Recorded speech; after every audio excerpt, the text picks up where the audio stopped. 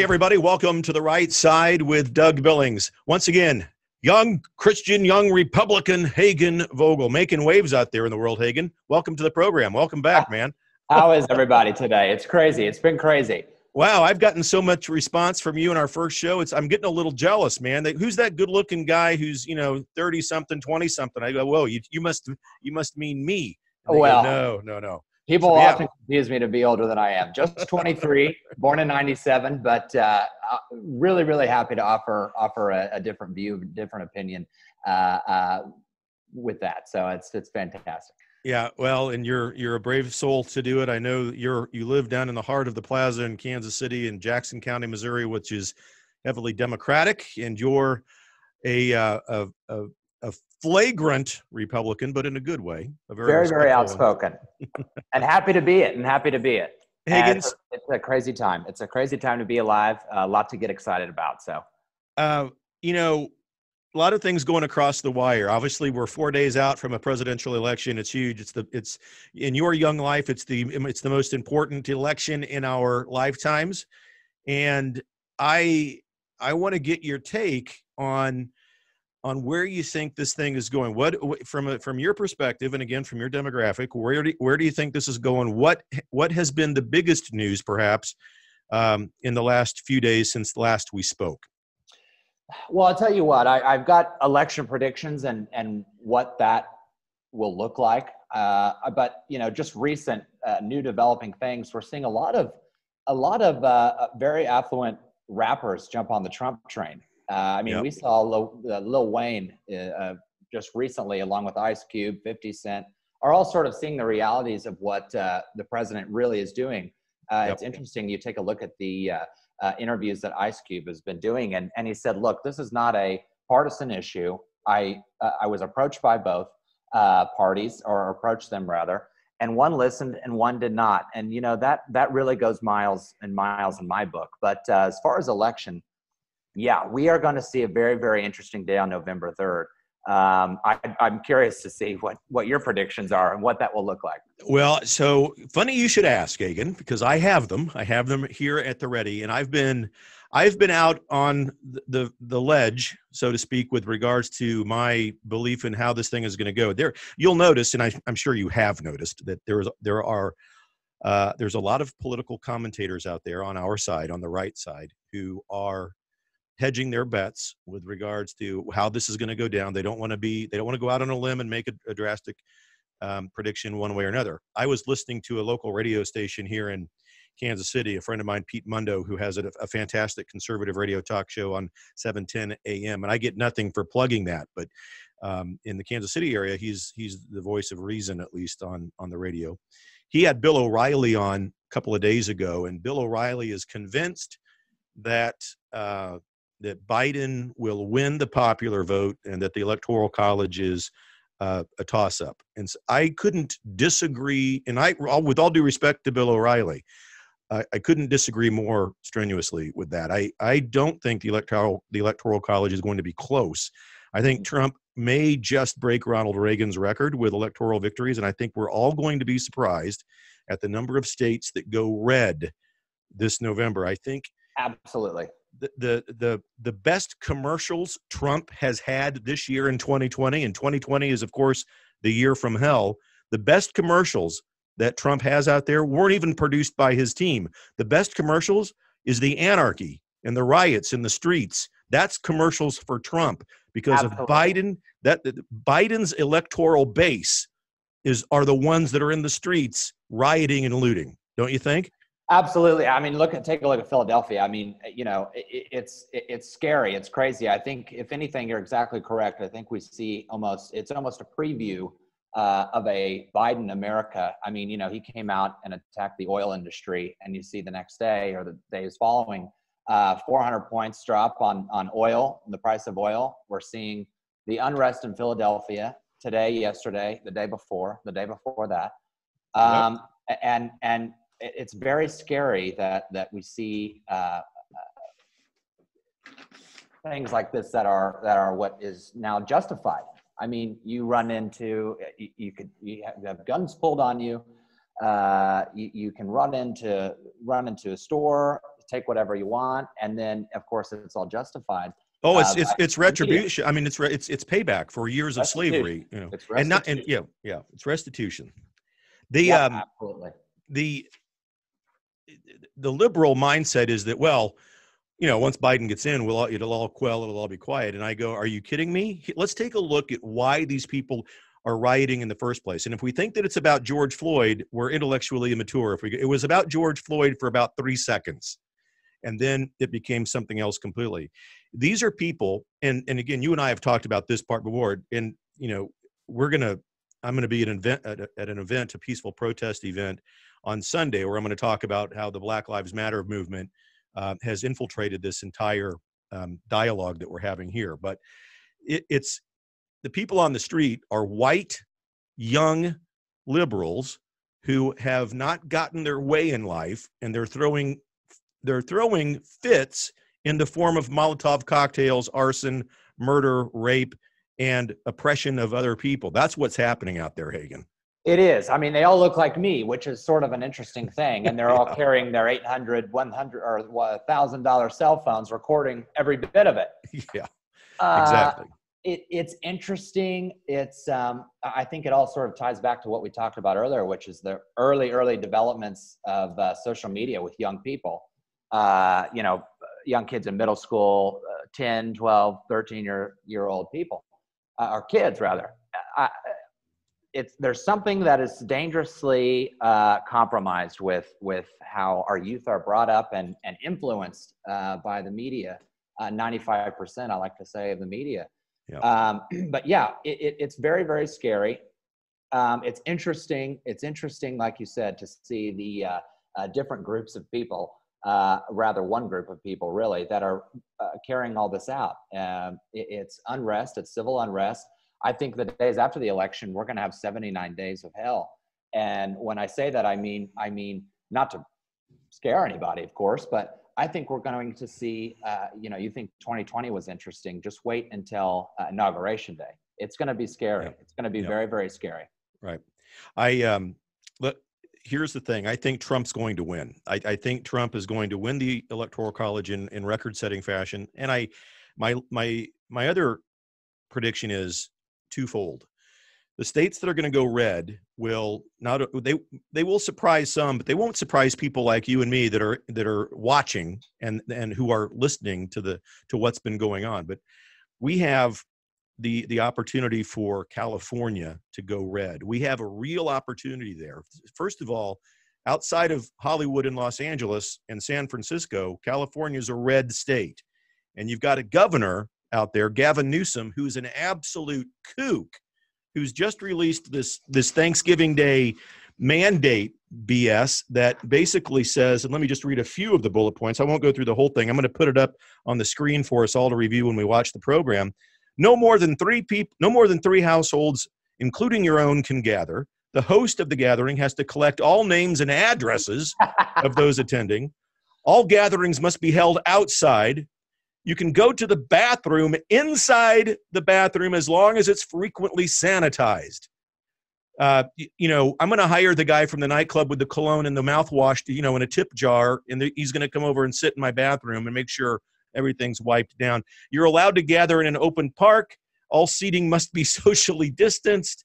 Food must be in single-serve disposable dishes, Hagen. And sounds very, very enjoyable, doesn't it? Yeah.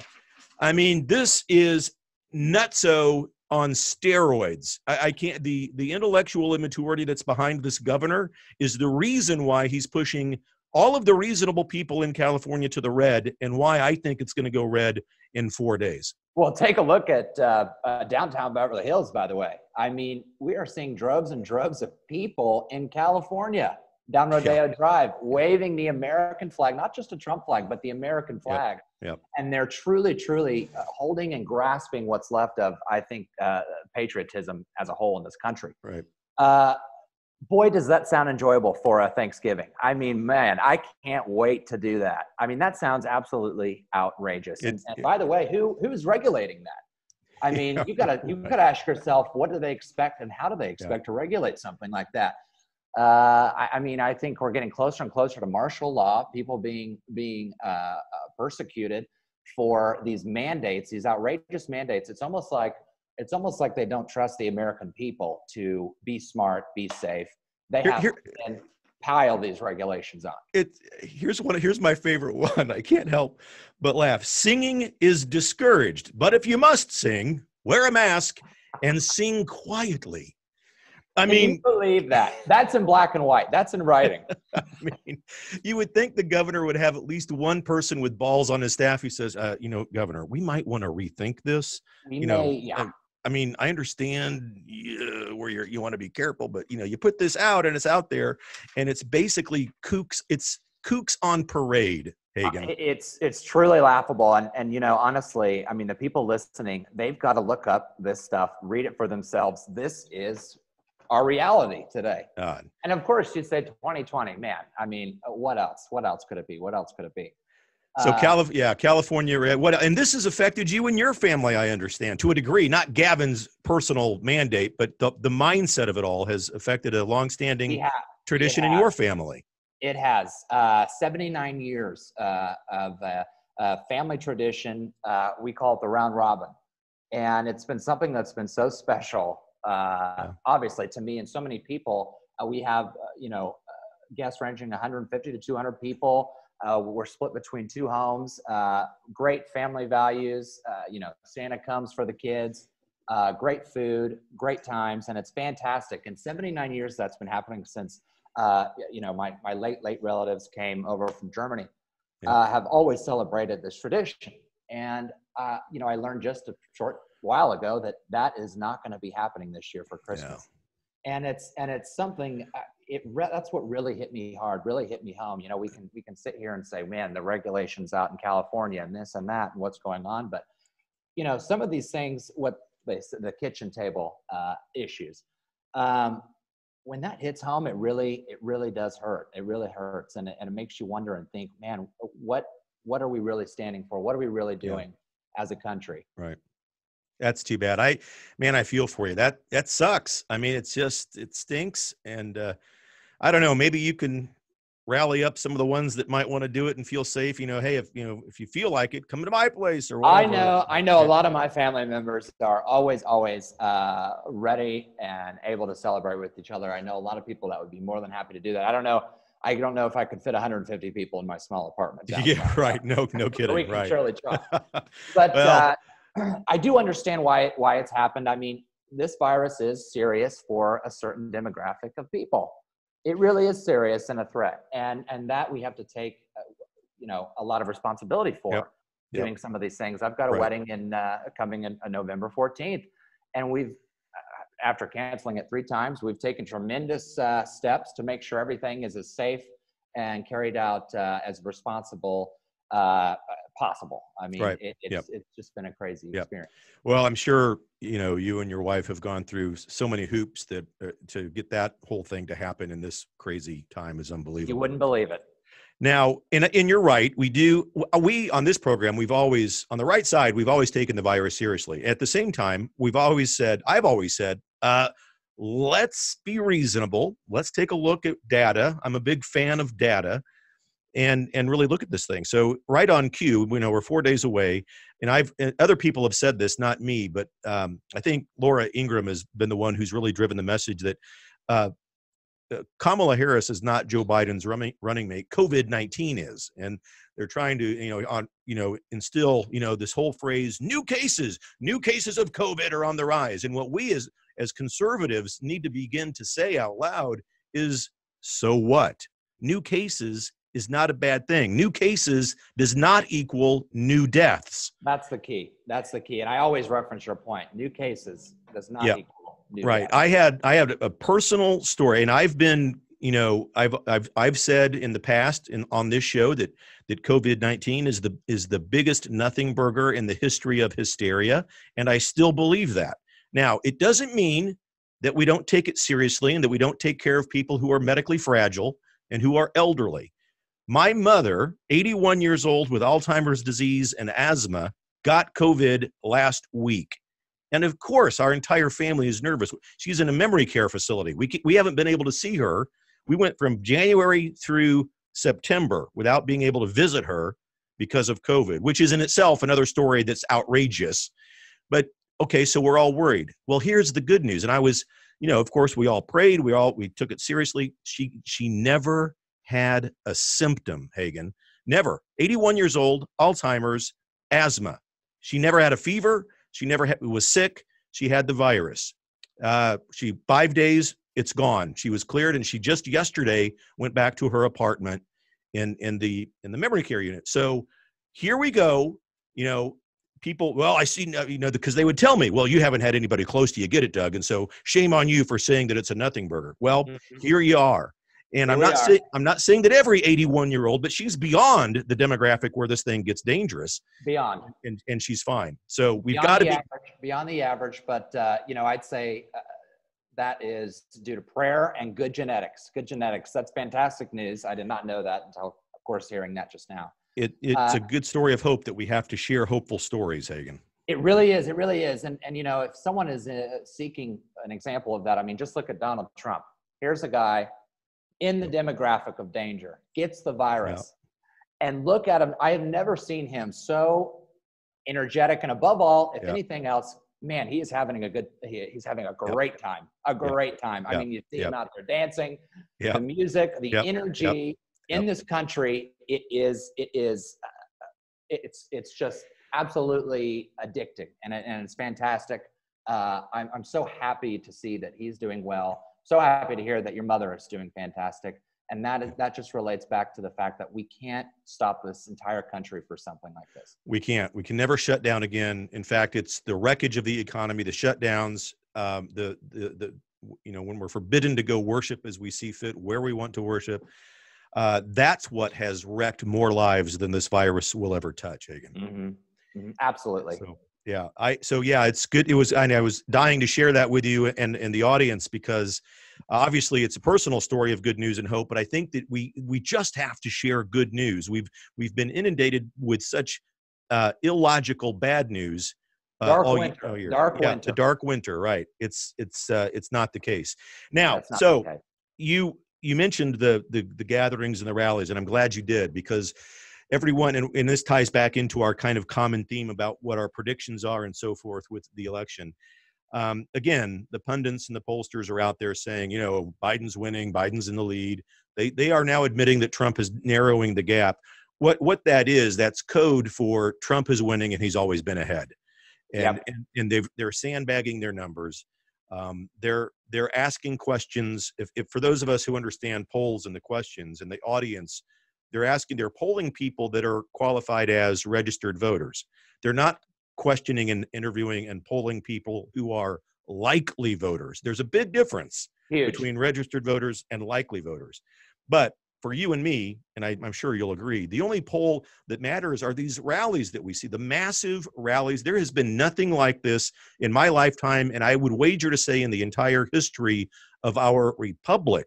We've never seen gatherings like this at Trump's rallies. We've never, ever heard spontaneous chants of "We love you" in anything. And then you look at USA. Yeah, right. So go on. I mean, you're asking me my opinion about the election. That's it. I think it's going to be a landslide. I think he's going to win more states than you know. I think he probably will win California. I think New York is in play. I think Wisconsin, Michigan. He may even get Washington State and Oregon, simply because you've got people out there going, look, I might not like Trump, but he's going to be gone in 4 years if he wins. If we vote the other side, I don't know how long this anarchy is going to go on and continue. I can't handle that. It's a long train of people. It's a long train of people, starting with Joe. That'll be a very quick thing if he wins, by the way. I mean, he'll either be impeached from the findings of this laptop that no one seems to care to talk about, or cognitive disability. I mean, I feel really bad for him. I don't understand, and I don't get why the Democratic Party, well, I guess I don't hold it past them for that, but even his wife letting him do this. I mean, this is what his legacy will be. And I hate that for him. I really do feel bad for him. Having said that, what's behind him, the machine behind him, starting with Kamala Harris, is very, very dangerous, scary, and something that obviously we're seeing, like examples in California, people are resisting. They don't want this. Yep. They don't want this. Right. It's a vote at this point. Shutdown versus no shutdown, life versus captivity. And people are starting to realize it more and more. Just the energy, the energy, I can't even get over it. The energy at these rallies, the energy for people getting up and saying, you know what, maybe he's onto something. I hate his tweets. I hate how he talks. I hate the drama, but somebody that can get up and has this energy can go to dozens of different states and in weeks and talk to so many people and dance and have a good time, host these parties, and is so patriotic. I mean, you really can say, and I dare and challenge anyone to come at me with this one, but like him or not, he loves this country. I know he loves this country. Yeah. And that's a president that I'm willing to vote for. Absolutely. And, you know, it's obvious. There's two things that come to mind when you're talking. One is there's a certain mindset out there in the media that will claim that now that they're seeing, you know, a record 50, 60, 70 million people that have already voted and whatnot. Mm-hmm. And the assumption on their part is that, oh, look at that. It's got to be the Democrats. They're so fed up. And I'm going, what that tells me is that there's such enthusiasm to vote that there's a lot of people voting. And when I look at the word enthusiasm, I go to Trump. I go, if I'm eager and enthusiastic for my candidate, and Biden, I'm sure Biden will get votes, no doubt about it. It's like, but I don't see any enthusiasm in that camp. Every clip that I see on social media or the news, I mean, it's crickets. I mean, he gets 10 or 12 cars. You've seen, everybody knows what I'm talking about. Everybody does. The second thing is the Google search data. How do I change my vote? The number 1 or 2 search in Google, and the analytics are pointing that out, that's Biden folks going, holy cramoly. Yeah. In light of what's happened with the Hunter Biden, to your point, laptop, and all of this data with China coming out on Tucker Carlson, they're going, wait a minute. So what do you think? Well, this guy, Tony, has really blown the lid on this deal. And he has no reason to lie either. I mean, you know, a background of being a Democrat his whole life. No reason at all. But here's the thing. What we've seen on Tucker Carlson, shout out to him, is mind-blowing. And the fact that this is not being covered on every single news. Could you imagine if Hunter had the last name Trump? I mean, everyone, of course, has said that in the back of their head. But, I mean, it's reality. It's black and white. Yep. And the fact that no one's talking about this and what's on there, just talking about selling out the country. I mean, we're talking about China, we're talking about Ukraine, Russia, Afghanistan. I mean, these are scary names that everyone loves to talk about, the big bad buzzword. Yep. No one's talking about it. Why is no one talking about it? And I think, honestly, it goes back to, and this is the point, you can't win an election just based on the fact that the other person is the problem, right? You don't see anybody enthusiastic and excited to vote for Joe Biden. A vote for Joe Biden is just a vote against Donald Trump, the person that we've all been taught to hate, and has been the hypothetical wedge of divide in this country. I think people are coming together. He brings people, all sorts of different people together. Massive arrays of demographics come together for support. You see American flags, you see laughing, you see patriotism. Yep. You see him up there having a good time. Yeah. I mean, he's got the country in such great spirits. I don't like the dark winter. I don't like that. It's bad imagery. And their whole campaign, the whole branding of it looks like it was done from a college freshman in journalism school or something. It's just terrible. Just a bad production overall. And then you've got in the midst of it, Hagen, in the midst of all of this chaos of 2020, yesterday, the GDP number, 33% record growth. The United States has never accomplished that. 33, 2 digits. Yes. Barack Obama back in the day when Trump was touting he was going to make GDP growth, and go, you're going to need a magic wand for that. And well, here it is. We've done it, surpassed any record imaginable in the midst of, and I don't always use the word because I don't think it truly is the pandemic, but in the midst of all of this, President Trump has garnered an economy that is withstanding the fake news media mantra of fear of COVID and shut it down, mask mandates.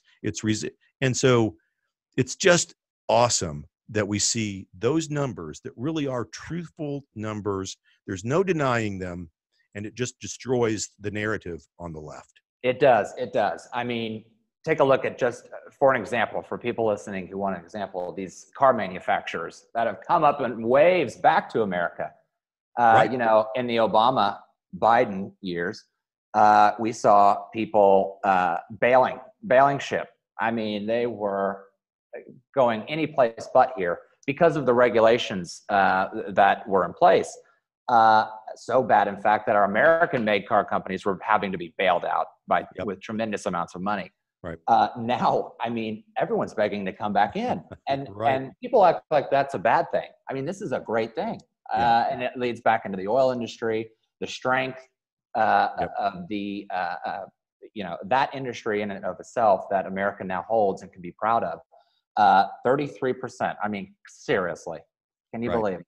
Great news. It's great news. And, you know, Biden would do away with the gas and oil industry, do away with we're in my lifetime, Hagen, I remember as a child seeing gas lines in the early 1970s for blocks and blocks were dependent on Saudi Arabia and the Middle East.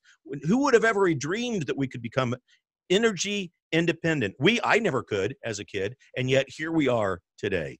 And Biden would do away with all of that. So if you're warm and comfy, for everybody out there, if you're warm and comfy in your home and your apartment, thank the gas and oil industry. Absolutely. For all of that. Yeah. What a great point. When I think Biden, I think $6 a gallon. I think scary numbers like that. I mean, just to hit it home to where it really counts to people's personal wallets and pockets. Right. $6 a gallon if we get Biden, and much worse than that, I'm sure. Yep. And remember how Trump was railed upon when he would dare to mention we're going to throw tariffs on China and on Russia and, you know, all of these things. And they're going, oh, no, you can't do that. The deep state and the establishment was so nervous. And yet that's exactly and making people or organizations like the United Nations finally pay their fair damn share of what what we provide them. We cover them with a blanket of protection, and they're paying pennies on the dollar compared to what we were. Absolutely. Absolutely. I mean, it's amazing. Of course, everybody was overseas making money off these deals and these negotiations. I mean, takes a look back right up back to the left up there. Well, yeah, but, Burisma and the Bidens for prime example. Yeah, prime example. Yeah. It's black and white. I know people can see it. I can see what's going on. I mean, the notion that it's a bad thing for America to be competitive as a nation in the world is an interesting, provocative sort of way of thinking. I don't understand it much, but I think it goes right back to, well, it was the norm. A lot of people were making a lot of money. I mean, a lot of money. Yep. Money I'd love, by the way. You bet. You're right. But, a lot of money. There's nothing wrong. A capitalist would soon. There's nothing wrong with liking to make money honestly, and as long as you have a certain moral code and ethics about you and you're making a living, that's what it's all about. That's what we're here to do. I'll throw a challenge out to you and the folks watching, and with regards to, you know, the Biden enthusiasm and the Biden credibility with regards to after 47 years, what has he done? And when you ask people, you know, name one or two good things that Biden's done, they really can't come up with anything. And that is evident, and it is brought to light when all someone has to do is follow a Biden supporter or two or three or a dozen or whatever online, watch what they post. They very rarely, if ever, now words are important. I would wager to say that they never post anything good about what Biden has done. They only post their vitriol and their hate for Trump. That's all. I only see the Trump word, which it's so hilarious. It's hilarious. I get in a few tiffs back and forth on Facebook with, again, and I mentioned them before, my great people I live with, fantastic friends of ours that have just welcomed us so graciously into this new town we call home, my wife and I. Having said that, we have such a great relationship that we get into politics all the time, and it makes for an interesting time for most occasions. But having said that, I get on Facebook and I can think of a couple, two in particular, that I go back and forth with, and all the posts that they share that are vocal Biden supporters. I've not seen one thing about Biden. You're exactly correct. It's all these negative, terrible articles that come from, of course, CNN and MSDNC, I like to call it. Yes. And different liberal outlets that are so incorrect, inaccurate, and I love to just stand back and let them, just die on that hill. Yeah, right. But some of these articles that come out are so misleading and so incorrect that I have to say this is not true. Yes, Come on. right, I mean, right. But then again, it is hilarious. But, I'd even challenge people is to say, in this whole paragraph, what makes Joe Biden a great option for people as opposed to the current president of the United States. Yeah. Biden will do great for all Americans. And then a 1,000-line reply under that of Trump did this, Trump hates this, Trump is this, Trump is racist, Trump, probably 15 times I can count. Yeah. And they're doing their own bidding. They're in on their own bidding on this one. I mean, they're soliciting Trump's name for us. I think it's hilarious. That's awesome. Yeah. Good stuff, Hagen. Good stuff. Well, so I've kind of given my take on the election and the predictions. Of course, I'm Trump and I'm the eternal optimist, but I think, the term evidence of the obvious is sufficient. For me, evidence of the obvious is what I see at these rallies and the enthusiasm that's behind Trump. To me, that's what counts. The evidence of the obvious is sufficient. And if I were a liberal with record number of Hispanic and Latino voters going for Trump, with record numbers of black people going for Trump because of what he's done for the crime bill scene and getting these folks out of prison for, simple marijuana charges and things like that. Yeah, Biden did, and Kamala did. Yes, they both persecuted those African-American men between the ages of 18 and 29, and they were thrown in jail. Kamala Harris laughs about it. And Kamala kept them in prison beyond their terms so that she could get state labor. That's true. That's documented, and that's out there. And it's terrible. Well, so funding for the black colleges, everything. I mean, never gets reported. Never gets reported. Right. I mean, 10 years they'd have to come back every year. Imagine begging for funding each and every year. It'd be a little annoying. You'd think, well, let's just do exactly what Trump did. But election talk. 3-3-3. I think that is my prediction as a win for the Electoral College.